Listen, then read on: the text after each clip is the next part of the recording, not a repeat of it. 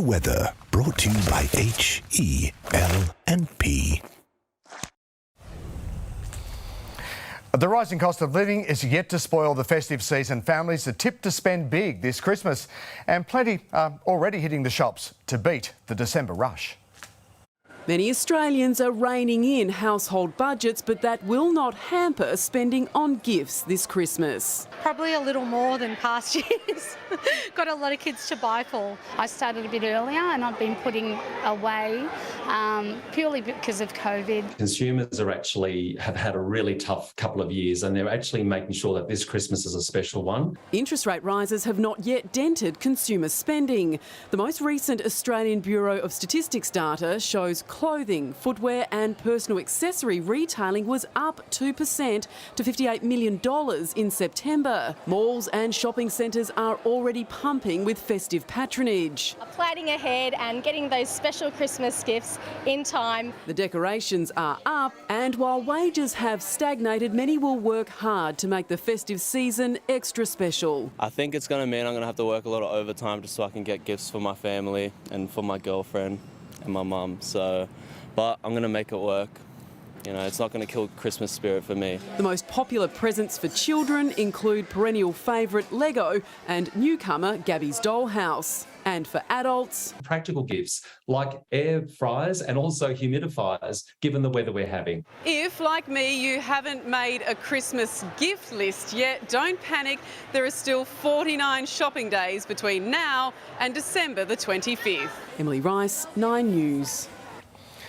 And if you're looking to beat the Christmas cost crunch, planning early is the best way to save.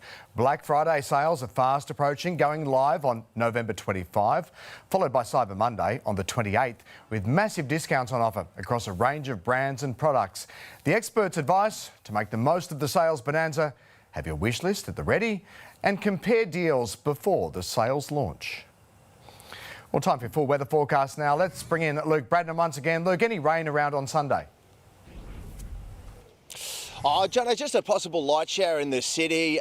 Won't spoil your outdoor plans, guys. That's the good news. Down here on the Gold Coast, up on the sunny coast, just along that coastal fringe, a better chance of seeing some light showers, but not a bad day on the way. It'll be very similar to what we had today, and that's a bit of sunshine and just the odd light shower around. And thankfully, I mentioned earlier, warmer temps on the way late next week. We've got these southeasterly winds that have really brought in some below average temps for the majority of spring so far. Have a look at today's temps from around the southeast.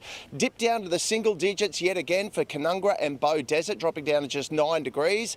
Our daytime high here on the Gold Coast today, just 23 degrees, reaching the mid-20s for the city as well as Ipswich, and the Sunshine Coast this morning only up into the early 20s. Now on tomorrow's weather map, we've got a trough over the interior. That's going to bring some showers and the odd storm into the tropics, and also down through the west of our state through New South Wales and into parts of Victoria. And that high off the east coast will bring southeasterly winds along our our coastline, and we could see a possible light shower predominantly from the sunny from around Fraser Island down to us in the southeast.